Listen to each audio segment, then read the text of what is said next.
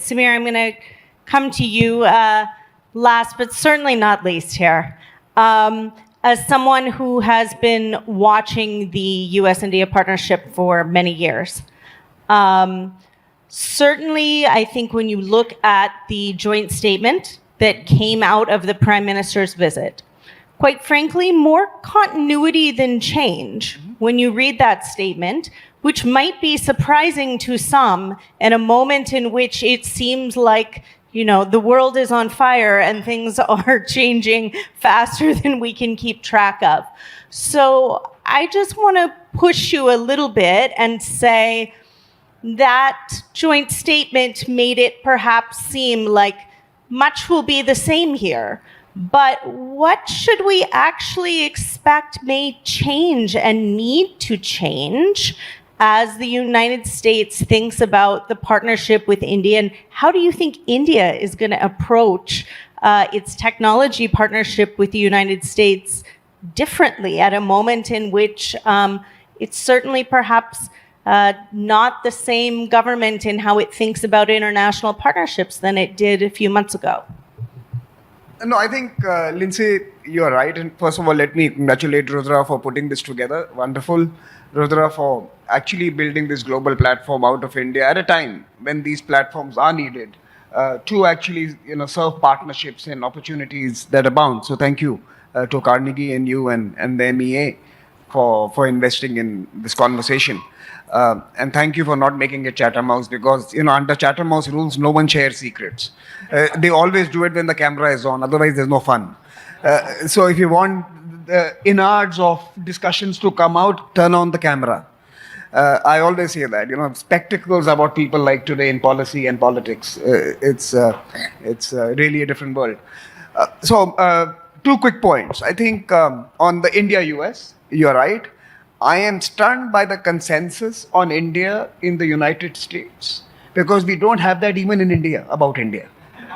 So US has more confidence and congruence in its appreciation, assessment and engagement with India than we have with ourselves. So well done to the US. But it's not going to be the same. It is certainly not going to be the same. I think there's going to be very clear departures from the past. Number one, the Trump transactionalism is going to demand performance from India.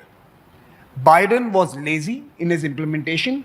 Trump is going to be extractive in the implementation. You will have to see India do more to keep up with the expectations from the White House, which is not a bad thing for India, by the way, because we love being lazy ourselves, right? Because we've been there for 3,000 years, so we can wait for another 3,000, right? So we love that self-assessment. So I think a little bit of continuity and a little bit of transactionalism could just be that right mix for us to do more. And let me give you 2 particular ideas that were popping out for me when I was reading the joint statement, and especially on the defense tech side, right? One was, of course, the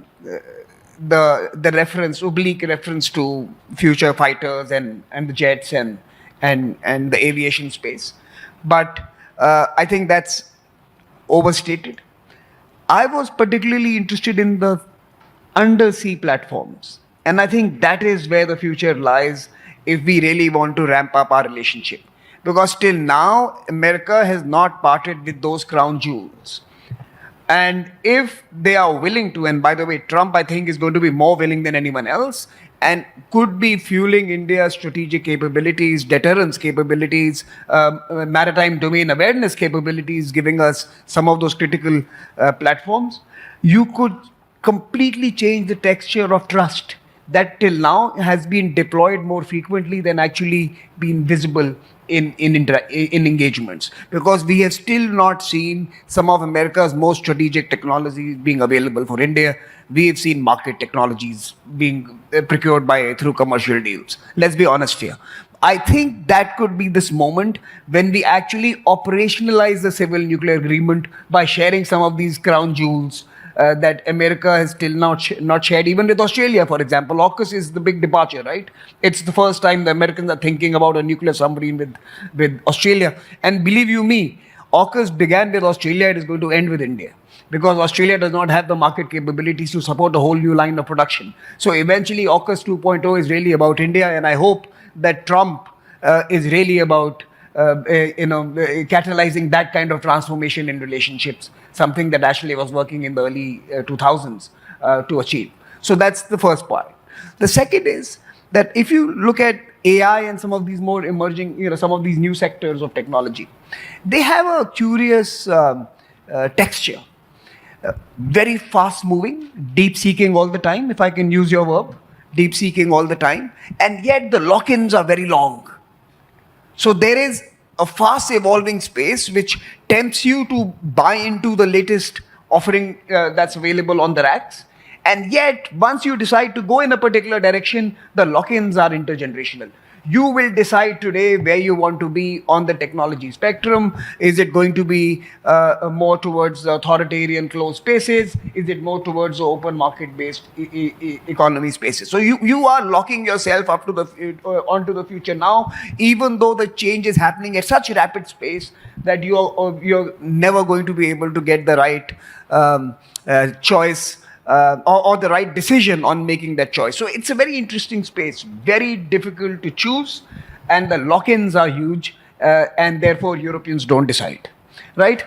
So in many ways, the Europeans, and you mentioned Huawei in your opening context-setting remarks. Let me just tell you, we've been talking about Huawei forever.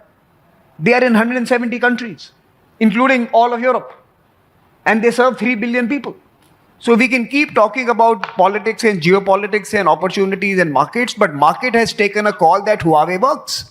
And you've not been able to put together any coalition that has been able to dissuade even your transatlantic cousins that Huawei might be injurious for health, right? So I think the point that I'm trying to make here is that because of the very attractive nature of innovation and the fast-paced change that is always upon us all the time, we are locking ourselves into unusually complicated situations. Policymakers don't buy equipment. Corporations do. And the lock-in happens at that level. Conversations happen at a different level. And unless we can bring truly, and that's very difficult for democracies like US and India, unless we can use a whole of nation approach where we actually have more intimate conversations with our private sector, where we are able to share our concerns with them more freely, you are not going to see a market-based approach.